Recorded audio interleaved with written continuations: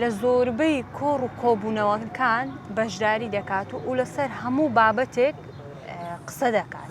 پێویستە بەم شێوەیە بێت نووسەر پێویستە لەسەر هەموو بابەتێک قسە بکات و بابەتی هەبێت یانیش پێویست ناکات.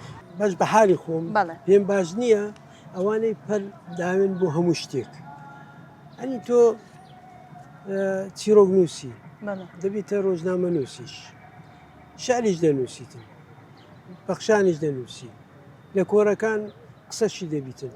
ئێوە سەر لێ خۆی دەشێوێنی پەرشبڵاویەکی پێوە دیار دەبێت. وانە ئەگەر بێت و تۆ من بۆ خۆم کە شعر دەنووسم، هەر شعر دەنووسم، بەڵام جار و بار کە بیرۆکەیەکی ئەوم بۆ دێ لێکۆڵینەوەیەک لەسەر شعرێک بکەم یان لەسەر ئەوەیەک ئەو وەختەی دەینووسم دایدەنێم لە دواییڕ ئێستا بۆ کتێبێک ئەکادیمی کوردی هەموو کتێبێک چاپ ناکە بۆ لێکۆڵینەوە.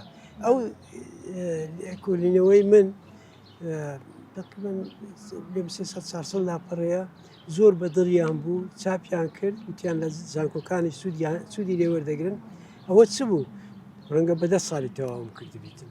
هەر جارێ ئەگەر لێکۆڵینەوەکەم شتێکم مێشک داهاتبی لەسەر بابەتێکی ئەدەبین شعری کە نووسیمتەوە تا دام نادوایە هەموو کرد بە کتێبێک. ئەوە سەرکەوتن وێ، بەڵام تۆ هەموو ڕۆژێ لە پێناوی ئەوەی بیدەی بە ڕۆژنامەیەک گۆڤارێک چیە مکافعەیەکی تێدایە پەلەپەل بکەیت.